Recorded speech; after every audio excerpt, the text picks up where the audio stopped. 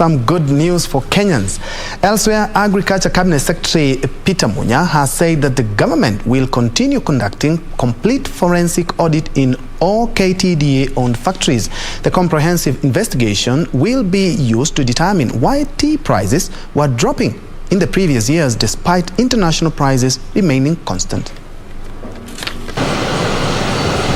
The tea subsector in Kenya supports over 6 million Kenyans directly and indirectly.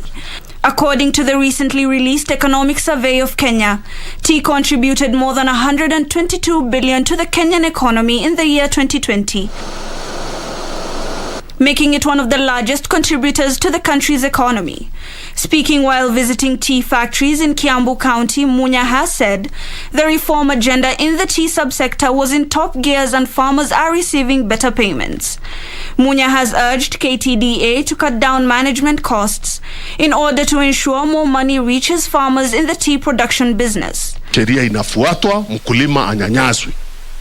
Sheria inafuatwa na KTDA, sheria inafuatwa na stakeholder wengine, ihakikishe sheria imetekelezwa vema. In July this year, the government set the minimum reserve price at the Mombasa tea auction, which has improved the average tea prices for the smallholder by about 40%.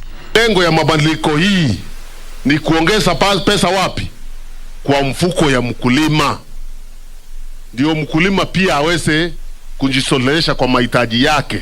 Ndiye aendelee kulima. This has resulted in an increase in revenue to the tea smallholder grower by 172 million Kenyan shillings within a period of 1 month, according to the Ministry of Agriculture. Tumekuwa na reforms ambazo tumekuwa tukifuatilia akiwa na lengo ya kumaliza umaskini wa wakulima na kufuatilia ile directive iliyopeanwa na rais wetu. Kienda mbele tumeongeza bei through the reserve price. Na tuna matarajio pesa sasa imeenda juu.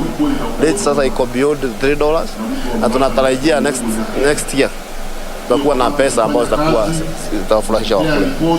KTDA Chairman David Ichoho has said the tea agency has embarked on bringing down production costs in all its factories in a bid to help farmers get more money regulations. Reporting for Lunchtime News, my name is Hibak Said.